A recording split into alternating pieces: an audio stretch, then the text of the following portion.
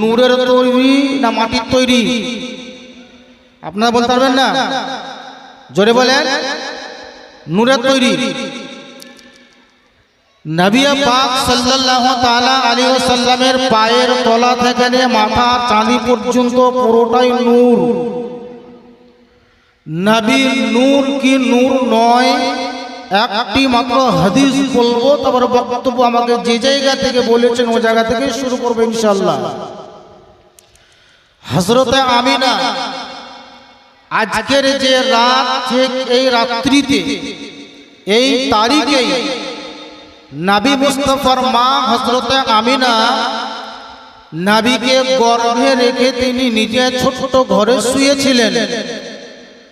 ঠিক সুবহে সাদিকের টাইমে আল্লাহ তাআলার হুকুমে হযরতে আমিনার গর্ভ থেকে নবী মুস্তাফা দুনিয়াতে আবির্ভাব হচ্ছে। আজকের যে এই রাত, এই রাতটির শেষ অংশতে সুবহে সাদিকের টাইমে হযরতে আমিনার গর্ভ থেকে নবী দুনিয়াতে আসলেন। হযরতে আমিনা নবীর মা, তিনি বিবৃতি বর্ণনা দিচ্ছেন যে আমি যখন আমার ছোট ঘরে শুয়েছিলাম, আমার গর্ভ থেকে আমার লাখতে জিগার নূরে নজর নবী যখন দুনিয়াতে আসলেন, তো সেই লাখতে জিগার নূরে নজর নবী মুস্তাফার দেহ থেকে এমন একটা আলোর প্রভাব ঘটলো, এমন একটা আলো বাহির হলো যে আলোর দ্বারাতে আমি মক্কাতে বসে বসে সিরিয়া দেশের বড় বড় বিল্ডিং এবং বড় বড় বৃক্ষ বা গাছ দেখতে পেয়েছিলাম। এটা হযরতে আমিনা বলছেন। হযরতে আমিনা তিনি মক্কার মানুষের সামনে ব্যক্ত করেছিলেন কিছু মানুষের মত, যেটা কিভাবে হতে পারে। তোমার বাড়ি মক্কাতে, মক্কায় বসে বসে বাইরে বড় বড় পাহাড় থাকার পরেও সিরিয়া দেশের বিল্ডিং, বৃক্ষ, বাড়ি ঘর, গাছপালা দেখা এটা সম্ভব নয়। কিন্তু যাদের আকীদা ভালো, ঈমান ভালো, তারা এক বাক্যেই বিশ্বাস করে নিয়েছিলেন। বর্তমান পিরিয়ডে, বর্তমান যুগে সায়েন্সের দ্বারাতে এটা প্রমাণ করে দিয়েছে যে নবী নূর কি নূর নয়।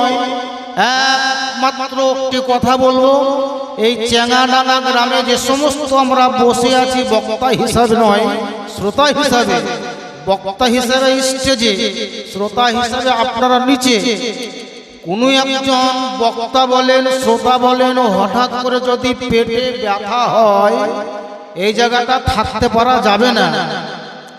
তাকে নিয়ে যাওয়া হলো কোথায়? হসপিটালে বা ডাক্তারের কাছে। ডাক্তার জিজ্ঞাসা করছে কি হয়েছে? বলে স্যার পেটে ব্যথা। জিজ্ঞাসা করছে কোথায় ব্যথা?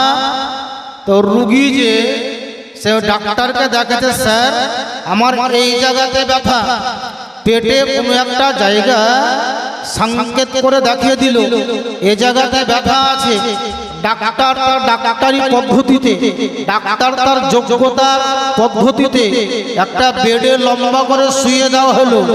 যে জায়গাতে ব্যথা হচ্ছে ওই জায়গাতে একটা ছবি তোলার জন্যে হাতির সুরের মতন টেনে নিয়ে এলো। একদম ওই জায়গাতে এম করা হলো। একটা সুইচ অন করার পর একটা লাইটের ফোকাস জ্বললো। একটা লাইট ওই সুরের মতন ঝুলছে, ওই জায়গাতে লাইটের ফোকাস এলো। ডাক্তার বলছে চলো তোমার ছবি হয়ে গেল। রুগী বুঝতেই পারলো না, রুগী জানতেই পারলো না আমার ছবি হলো কখন, ছবি করলো কখন। ডাক্তার বলছে তোমার ছবি কমপ্লিট।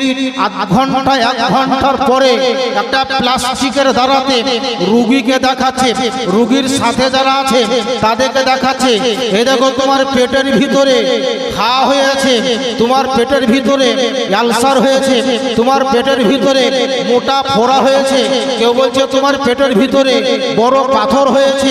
রোগী বলছে স্যার আমার শরীরের ভিতরে ঘা আছে না নাই, এটা আপনি কোথা থেকে প্রমাণ করলেন? একটা মাত্র সুইচ অন করলেন।